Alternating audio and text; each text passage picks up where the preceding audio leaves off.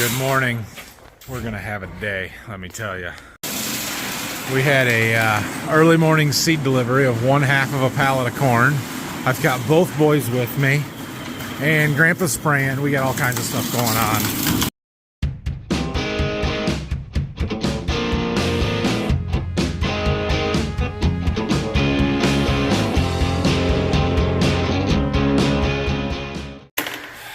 All right, I got the boys in the house with Grandma. Dad just called me.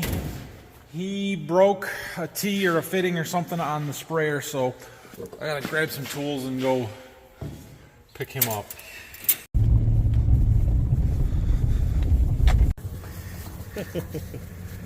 Yep, that one's gonna be a problem. Infield repairs. So we need a T in there. Dad's got the sealant stuff. It's basically this. Had one break. Everything's coated in fertilizer at the moment, which makes this much less fun. Finally, we've got it all put back together here. Got a new T in there. Nozzle body's put back on. Everything should be good to go. So he's gonna get everything fired up. I was just gonna watch here real quick, make sure it's working before we take off with all of his tools. And not all of his tools, some of his tools. I don't know where he's at, what he's got to spray, so just kind of watch from afar, I guess.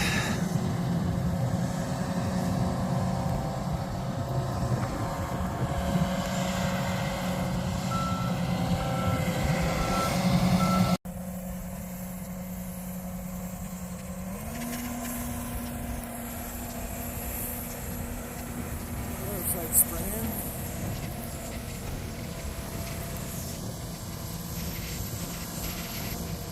Here it comes. It's good. Cool. Alright, well, he can finish that load off. Alright. Well, we got Dad taken care of. I got the tools put away. Now I got another seed truck I gotta go unload, so we'll do that quick. All right, well that was a full truckload. We got 5 boxes of those ones clear on the end, which are actually my earliest beans, 2 bean, and 9 boxes in here, and the pile's getting bigger, and we got a little pallet of bags, so cool, good deal. We need to get our treater fired up real fast. Boy, I tell you, it's one problem after another. So I just got done unloading that truck, and Dad was here loading, and when I got back, he came and found me and said that this fitting was blowing apart and was leaking real bad when he was loading. So we've got to take it apart, put some sealant on there, put it back together, and put a couple more clamps, or put a couple clamps on instead of just the one, and hope that that fixes it there. So he said he pumped water through it instead of 28 or finished, so he should have flushed it out. It shouldn't be too bad here, but yeah, not fun. Okay, got it apart. Took a little bit of heat with the heat gun there, and we'll slobber it up and stick it back together. Okay, that one was easy. I put a second clamp on there. We tightened them down good. That one should be good. All right, next up, we got this T over here that cracked. I'm sure it had water in it. It froze. We didn't get it drained good enough. This one's a little harder to do because we've got threaded fittings on both ends. We've got two 2-inch lines that wide together into the 3-inch line. Fortunately, those are both fairly short, so we can actually take them off here at the quick couplers. And it was going to drain the hose out. We'll do that in a second. And then we can just unthread this and unthread this one and then twist the T off. And we don't actually have to take any of our hoses and clamps apart. And then we'll just put the new one in. But this one's a little bit more involved than that last one there. Here's the old one. You can see a big old crack right there. Bummer.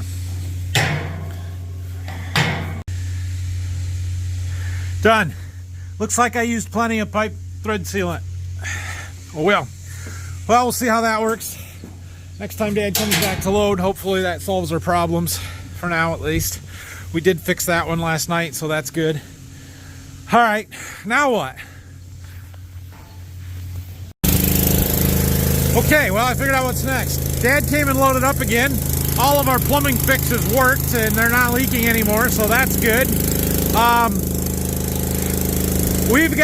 He's finishing up some of the stuff that's close here, and then we got some fields that are 2 or 3 miles away to the west here There's 78 acres and a 46 acres right next to each other there, where he's been cutting brush with the backhoe the last couple days.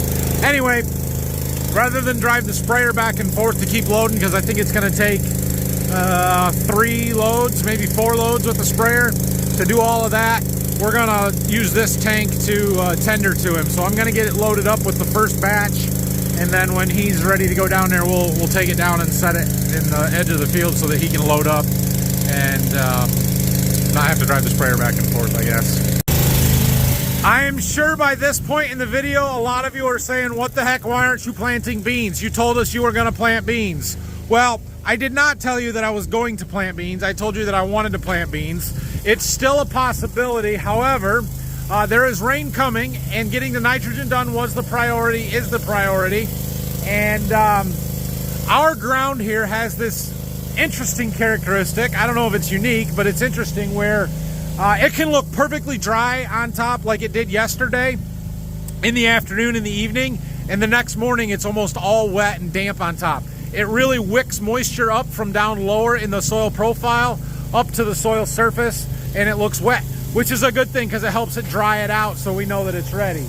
And so I'm kind of being patient and letting it dry out a little bit more. Once we get Dad rolling and I don't have to help him as much, I'm going to go up there with the gator, look around one more time, and then we'll come back and hook the disc up probably. So we did go through that disc this winter. It is ready to go. All we have to do is check the tire pressures and hook the packer up and check the tire pressures on that. We should probably grease that. But it's ready to go, so it won't take us long to get moving once we're moving, I guess. We're ready to start. All right, that is loaded up and ready. Let's go check out our field, see what it looks like. Okay, so right here you can see what I mean just a little bit. See how this is still damp on top now? I don't think it was yesterday. I think that's a result of that moisture kind of wicking up through the soil structure. And yeah, this stuff's a little gooier. I did not check this exact spot yesterday. Boy, it's not terrible, but this is a little too wet right here. Just a little. We'll keep looking.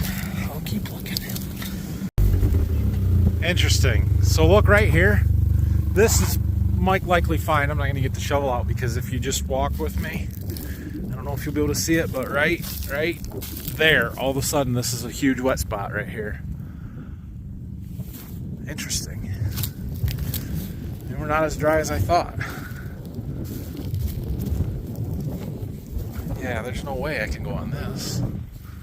Huh. Let's go back to some of the stuff we saw yesterday, the same spots, and see how much different they are. So I know cameras make elevation difficult to see, but we are right on the top of this farm, right in the high spot. There's a little ridge over there, but we're right on it here. And a couple shovelfuls of dirt right here, no problem whatsoever. This would go up here. We would be perfectly fine, other than that it's a little chilly. Yesterday, see that electric pole right over there, or somewhere? That's where we stopped yesterday, where it was the low spot where the water had been ponding. So I'm gonna drive down there and see what that looks like compared to what it was yesterday. Yep, so we were right here. There's where I dug my shovel full from, and it definitely looks wetter here today than it did yesterday afternoon. I'm not saying it's too wet or terribly wet, but the ground has changed overnight. It's still crumbly. That's still okay. But there was enough other wet spots between here and where we started on the other end of that field that I'm not going to do it. In order for me to do field work in March, ground conditions have to be dang near perfect. And while for March it is dry, it is not dang near perfect. It's not. We're not there yet. If somehow we miss the rain today and tomorrow, maybe by Monday or Tuesday I would be really seriously thinking about it. But it is amazing what a little bit of sunshine because it's cloudy and overcast today, and about 10 or 15 degrees of temperature difference does for your outlook on whether or not it is dry enough and ready to go to the field. Because yesterday I was all about it, but today looking at stuff, I just don't think it's there. And it's cold and I don't want to be out here. I mean, no, but it doesn't help. The other thing that is influencing my decision is look how wet our neighboring fields are. Like, we farm that and it's way too wet there. And if you look across the road, I don't know if you guys can see it, but there's water sitting in that one right over there. That's right next to the field that I was trying to go to. And I get that ours is, those corn stalks are well tiled and better shape, but there's just no reason to push it on the 18th of March. All right, well, we grabbed some lunch and got the boys. Yeah, anyway, Brayson went with Grandpa for that first load that he's going in these fields. Daddy, now we're going to take this tank to him. That's a really dirty. Swap boys. Yeah, it is a really dirty chain. It's got oil on it. I know. How? Well, from when I was working on some cylinders and I needed it. Alright, so we're using the sprayer to suck it out of that tank rather than the pump on the tank because, well, the sprayer is faster, 3-inch plumbing. Brayson rode with Grandpa and fell asleep before they made it around the field once, and now we're swapping. Well, we came back to load up another load. Here comes the rain. So we're over here. It's out west a little ways. It's moving more north than it is east, though. A little snow up north. Yeah. It's not spring yet. Well, we're back with our third load. He's not quite empty yet. But we're making progress. This one will finish off all of the good wheat, shall we say. Looks like we are going to spray some of that late planted wheat, put some nitrogen on it, and try and keep it, see what happens. I don't know. I'm not convinced.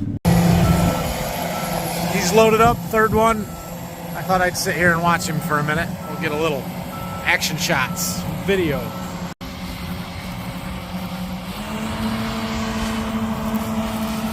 I don't want to get taken out with a boom here.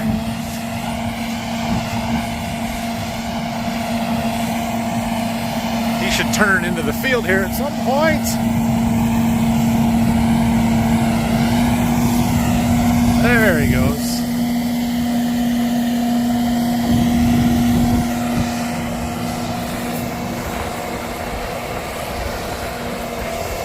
You can see him turning on in sections.